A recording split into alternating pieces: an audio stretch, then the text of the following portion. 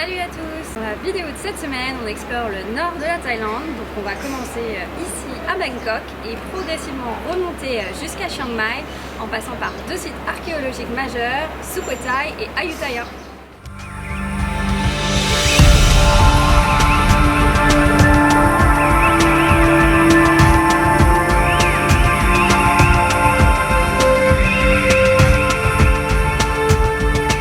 Après 2 semaines de repos sur les îles et une semaine avec les éléphants, on se lance enfin à la découverte de la Thaïlande et de sa culture.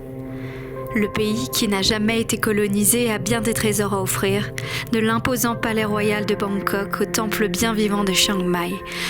On en prend plein les yeux, mais pas seulement. C'est aussi à travers sa cuisine, ses marchés nocturnes, ses danses, ses massages et ses musiques traditionnelles que l'on découvre le pays et ses habitants.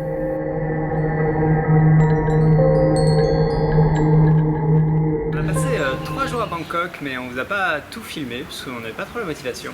On vous filme quand même le Palais Royal, qui est le bâtiment le plus connu de la ville et qui est réputé être le plus beau bâtiment d'Asie, et c'est vrai que c'est magnifique. Donc on va y passer nous toute la matinée. Là on est dans le temple du Bouddha de Jade, mais on va aussi aller voir le Palais Royal. Je crois qu'il y a un spectacle de danse dans ticket et tout, donc on va faire tout ça.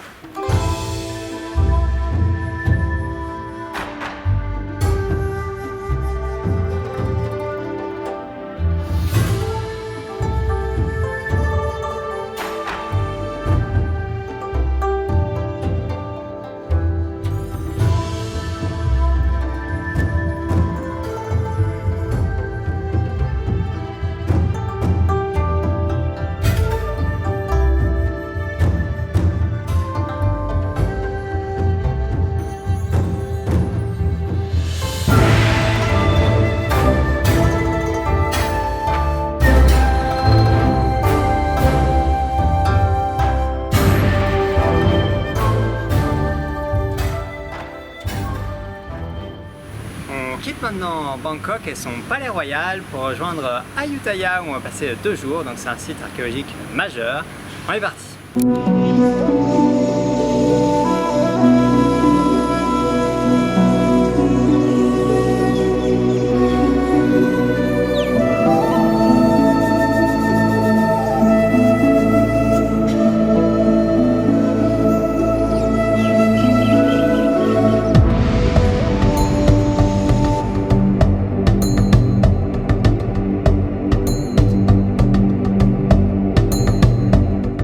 Sri Samphet, c'est l'édifice le plus imposant d'Ayutthaya.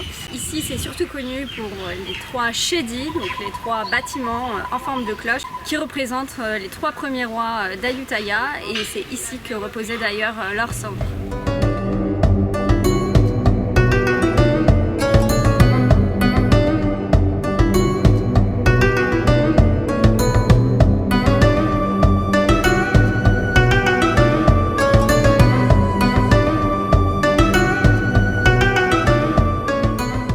Notre visite d'Ayutthaya et on est maintenant de l'autre côté de la rivière au temple de Wat Chai Watanara qui a été construit après la victoire d'Ayutthaya sur les Khmers par un roi en l'honneur de sa mère. Ce temple il abrite la plus grande stupa de Ayutthaya qui fait 35 mètres de haut. Alors il est en bien meilleur état que les autres, on voit encore pas mal de bas-reliefs, de sculptures et tout, c'est vraiment joli, et malgré tout il est quand même en cours de rénovation parce qu'en 2011 il y a eu une énorme inondation sur tout le site d'Ayutthaya, et donc celui-ci a notamment été beaucoup touché puisqu'il est juste au bord de la rivière qui est là-bas.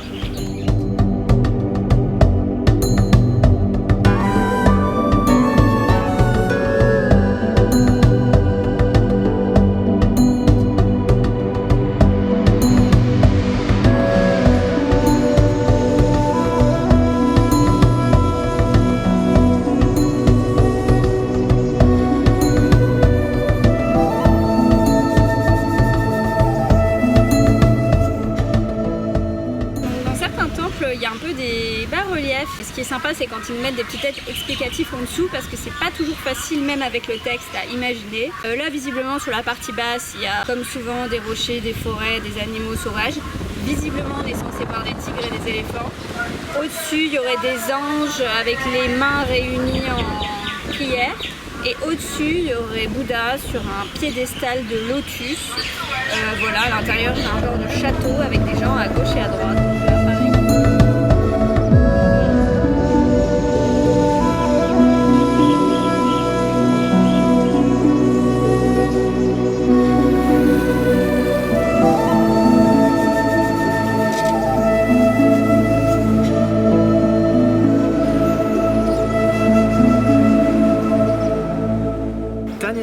de la journée, on est au Wat Chai Mongkon, qui est un temple érigé par le roi Yu-Thong pour des moines qui arrivaient du Sri Lanka, et que moi j'aime bien parce qu'il y a ces petites maisons en bois dédiées aux moines un petit peu tout autour du temple, donc c'est assez joli.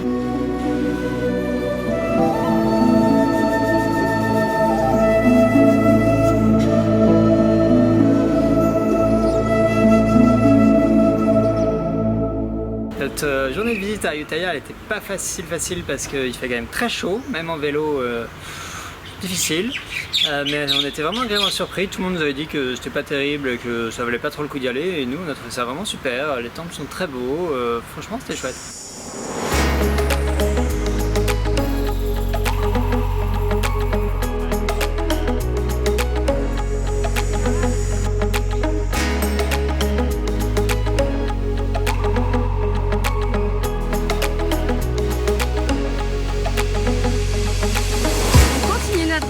Vers le nord et dans le temple, puisque nous voilà arrivés à Sukhothai. Donc Sukhothai, c'était la ville royale avant Ayutthaya.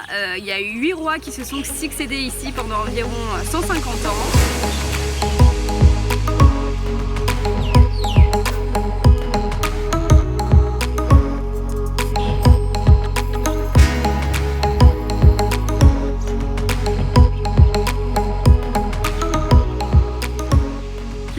Qui allait plus marquer les esprits, c'est Rama le Fort, un roi qui visiblement a mis au point l'écriture thaï, qui a commercé avec ses voisins chinois et qui a vachement développé les courants artistiques en étant influencé par les Chinois, les Birmans, les Khmers, et qui a laissé derrière lui un patrimoine assez impressionnant.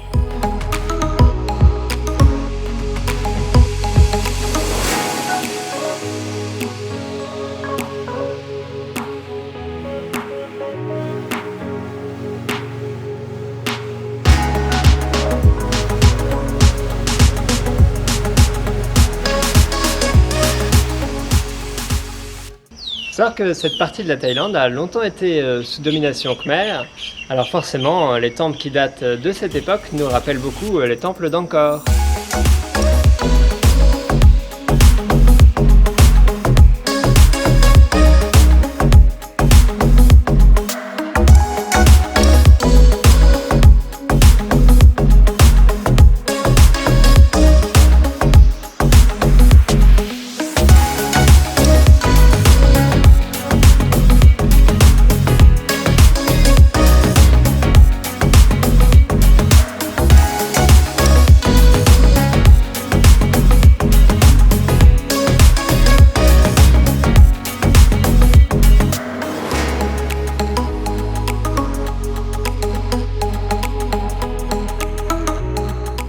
Dernière étape de notre itinéraire vers le nord de la Thaïlande. On est maintenant à Chiang Mai, la deuxième ville du pays, qui est connue pour être la ville aux 400 temples. Donc il y a des temples littéralement à tous les coins de rue. On se demande même s'il y a d'autres bâtiments que des temples. Donc on va aller se promener, vous montrer quelques-uns de ces temples. Et puis voilà.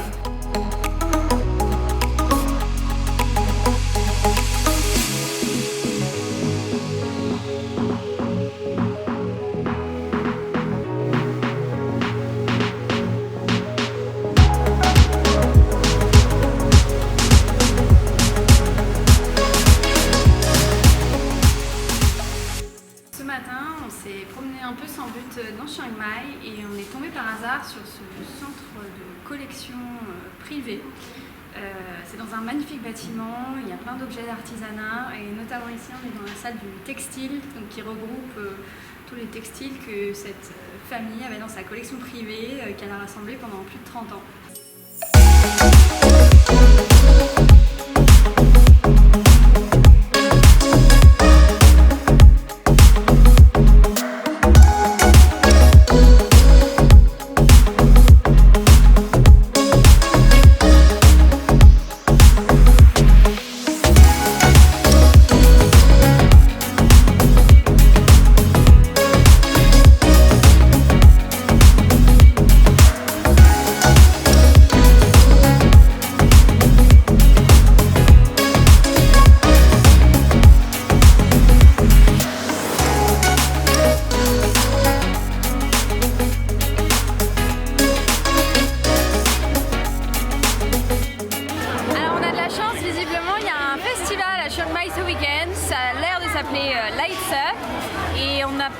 compris en quoi ça consistait, mais il y a des stands de rue partout, il y a plein de fidèles qui vont au temple déposer des fleurs, jeter de l'eau sur la figure de Bouddha, etc. Je pense qu'il va y avoir une procession et on a déjà gagné une peluche.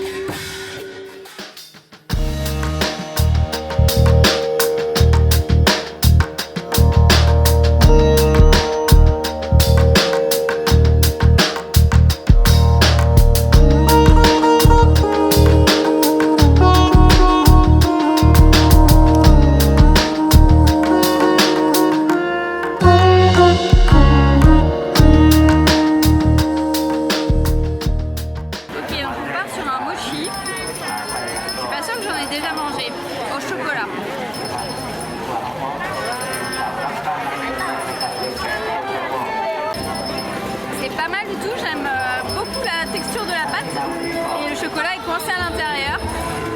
Dessus, je sais pas si c'est du sucre ou...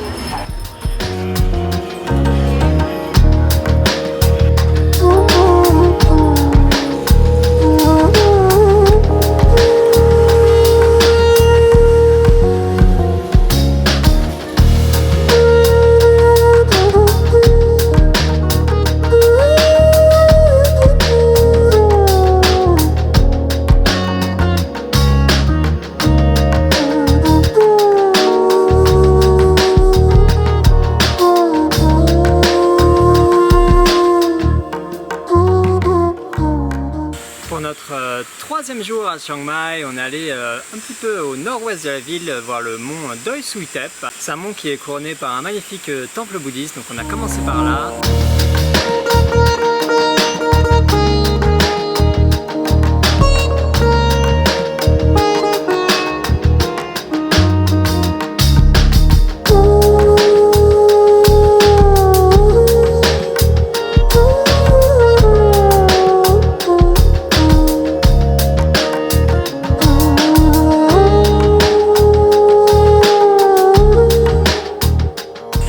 Descendu à pied à travers la forêt en voyant plusieurs cascades sur le chemin pour revenir en ville. Et là, il y a l'orage qui commence à pointer le bout de son nez, donc on essaye de pas trop traîner.